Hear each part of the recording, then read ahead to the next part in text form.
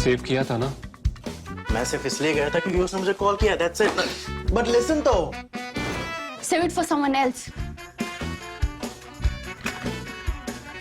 जिंदगी में सेव करना जरूरी है, मगर जब बात पैसों की हो, सिर्फ सेविंग से काम नहीं चलेगा। इक्विटी म्यूचुअल फंड्स में इन्वेस्ट कीजिए और अपने सेविंग्स को आगे बढ़ने का मौका दीजिए। Mutual fund investments are subject to market risks. Read all scheme-related documents carefully. Some of you complain that we talk too often about Pakistan, but you know what? It is our newsiest neighbor. It's debatable who's our most important neighbor because China's shadow is much wider, much deeper, and much more ominous.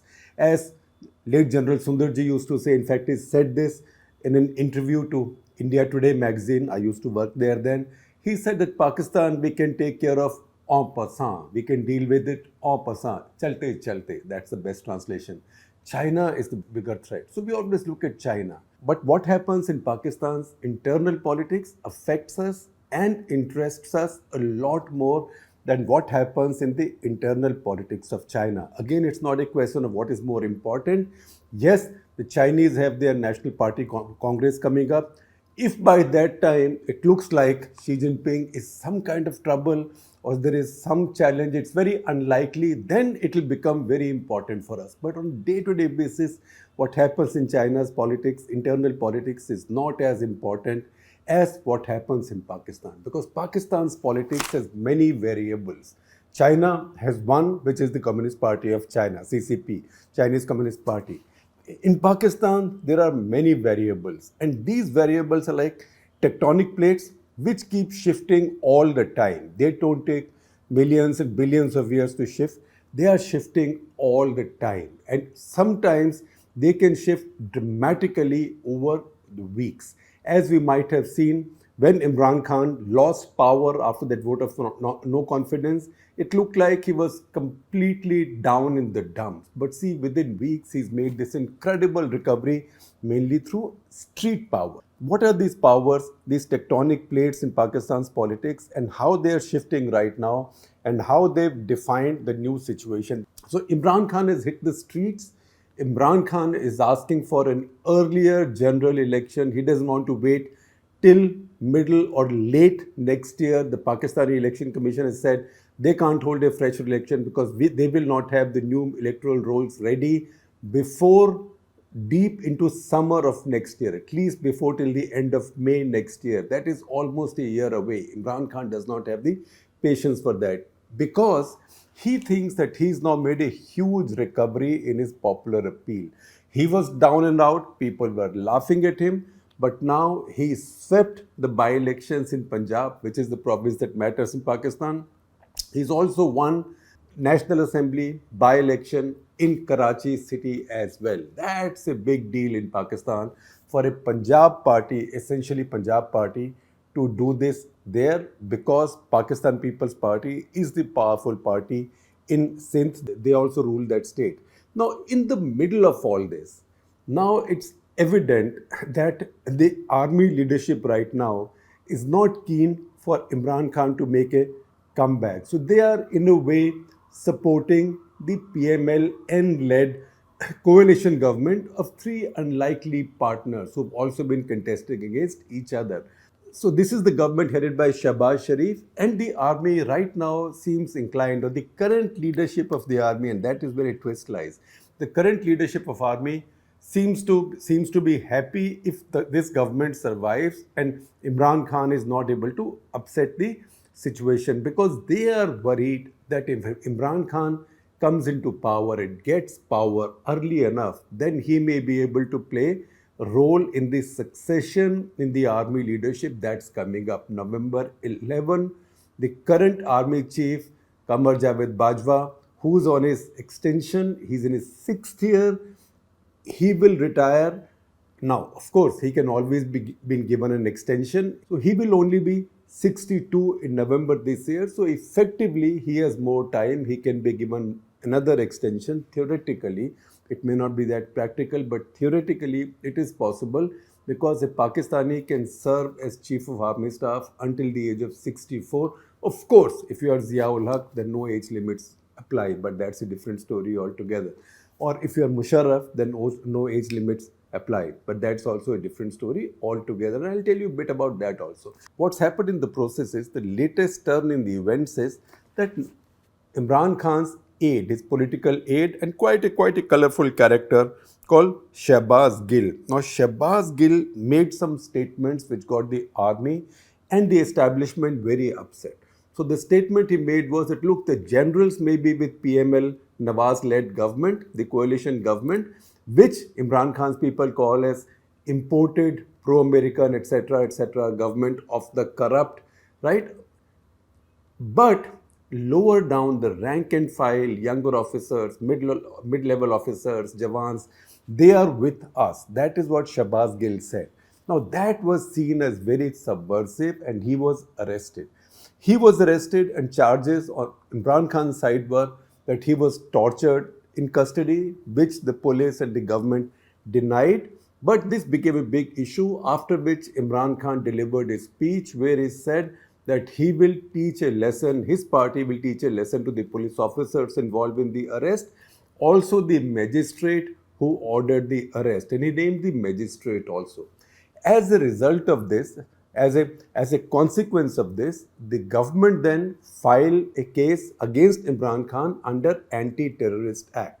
So Section 7, I think, of Anti-Terrorist Act says that if you try to subvert or threaten judges or uniformed forces, this is an act of terror, and an arrest warrant was issued. As the arrest warrant was issued, Imran Khan's followers gathered around his house at Banigala on the outskirts of Islamabad. It's in the foothills, very nice, picturesque place, and it's quite a large, imposing house. It's an estate. So they surrounded the place so he couldn't be arrested. Now he's got anticipatory bail at least till the 25th evening. But the belief is that if he's arrested right now, given the kind of popular support he has, and because he's won these by-elections, this will have consequences. So now we come to, having told you all this detail, I will come to the tectonic plates. Now, in the past, you've heard this 1,000,000 times. It's the oldest cliche about Pakistan. So old that I can't even mention it again without getting bored.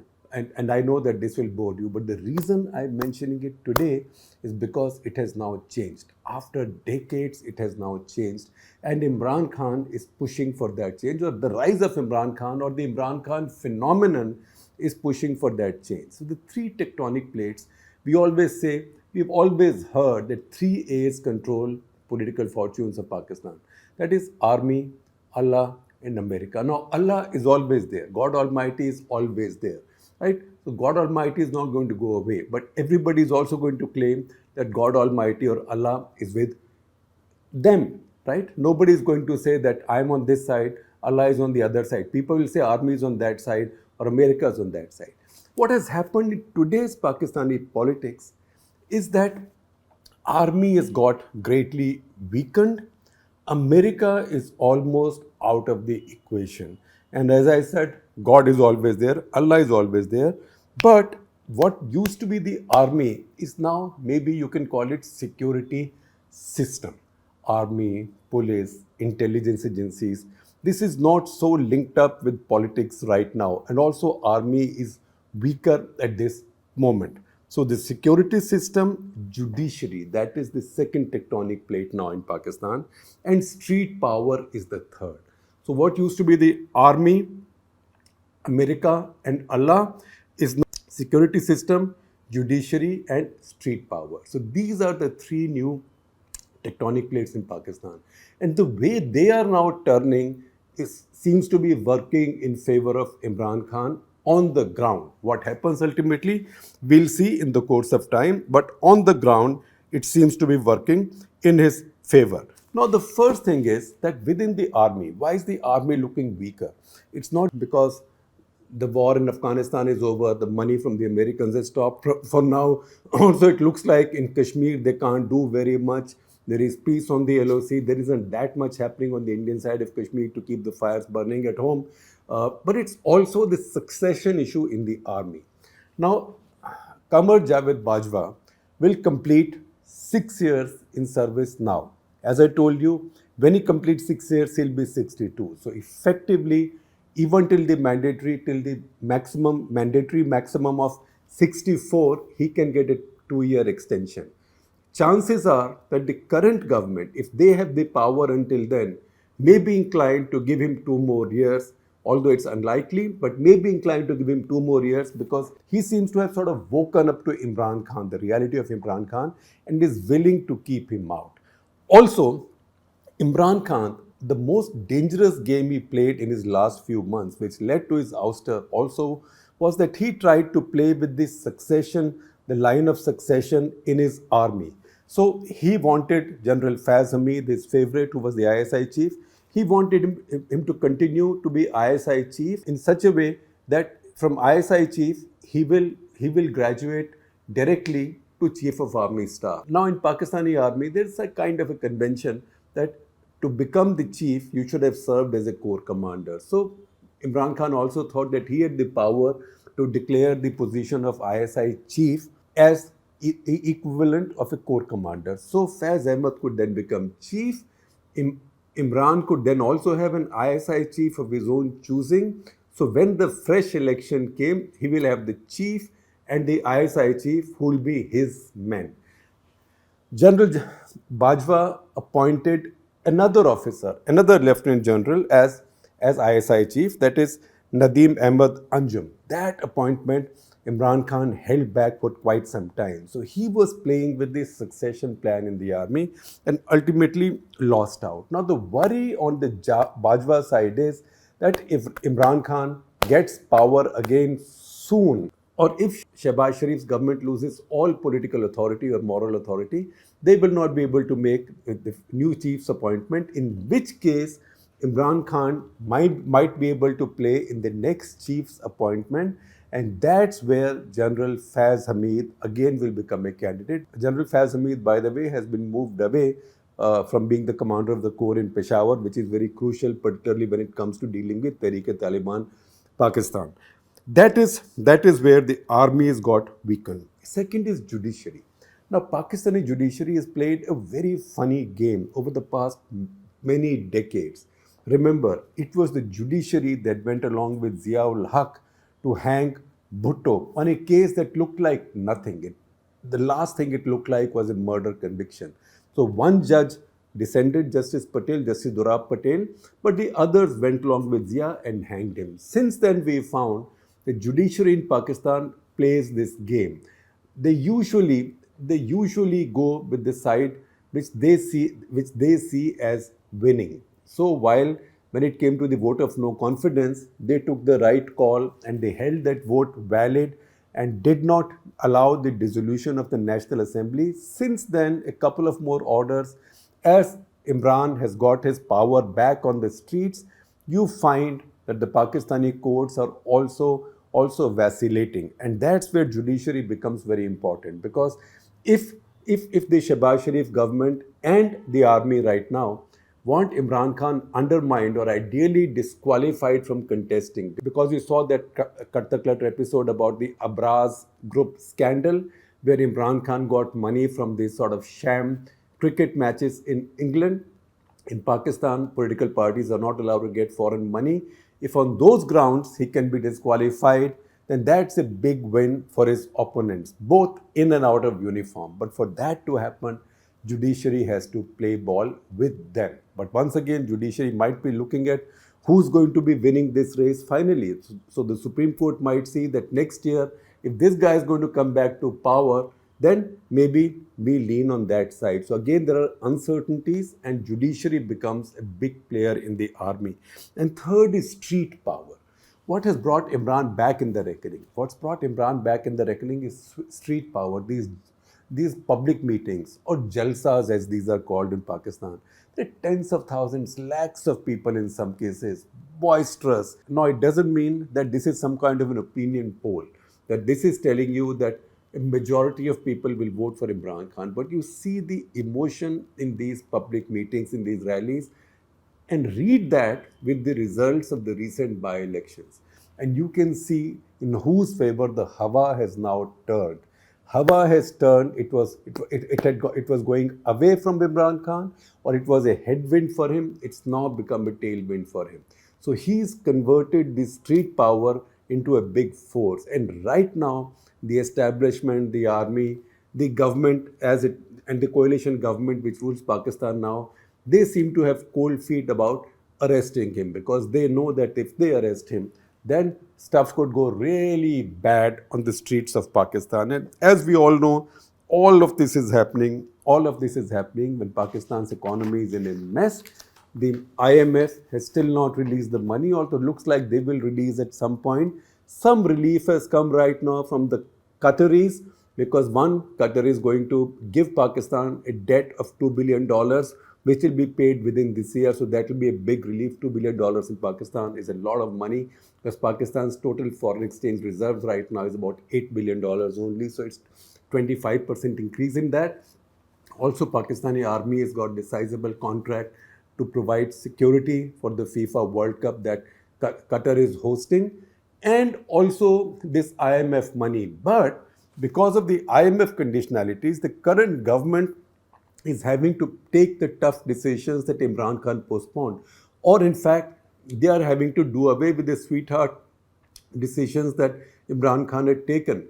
Even now, they've been upping petroleum prices, petrol, diesel, kerosene prices almost every week or quite frequently in Pakistan. And yet, petrol in Pakistan in dollar terms is 20% cheaper than it is in India. So they have to up these prices, because without which IMF will not pay them the money. So Imran Khan believes that as these people take more unpopular steps, as prices go up, these unpopular steps have to be taken. Reform has to be carried out. So while these people keep on applying the squeeze or carrying out reforms, I, on the other hand, keep throwing the promise of reveries, if I may be allowed to borrow an expression from Indian political debate right now. Then who's going to deny me victory and a clear majority the next time? So that is the game that is going on in Pakistan, and that's the reason I say that the three tectonic plates, instead of army, Allah, and America, are now the security system, the judiciary, and street power. That is the big change. Now, having said all that, I will just mention one more thing in passing. Just look at the history of our militaries since 1971, and that gives you a little insight into Pakistani politics as well. Since 1971, India has had how many army chiefs? Since 1971, India has had 22 army chiefs, right? So in 51 years, 22 army chiefs. In India, usually the tenure is about 3 years. In some cases, if the chief retires early, because that is before the 3-year tenure was given, when the chief retires early, it may be a little less, but there's never been an extension. That's why India has had 22 chiefs since 1971. These include General Sam Manekshaw then, who retired only in 1973, but after his regular term of service, that is 3 years and 221 days. After that, there have been 21 more chiefs. All of them have served their tenure as mandated by law and by service rules, except one, General Bipin Joshi, BC Joshi, who unfortunately died in harness. He served between 1993-94 for 1 year, 141 days. He died in harness. All others have served their full tenure, not 1 day more, not 1 day less. In Pakistan, on the other hand, in the same period of 51 years, how many chiefs have they had? India has had 22, Pakistan has had 10. And why? Because in Pakistan, army is a different kind of institution. They have their own powers, and I will just tell you, of the 10 chiefs in Pakistan, Tika Khan immediately became chief. He was called the butcher of East Pakistan earlier. He became the chief in 1972, just after the war. Pakistan lost the war. He lasted nearly 4 years. Maybe it was a kind of normal tenure then.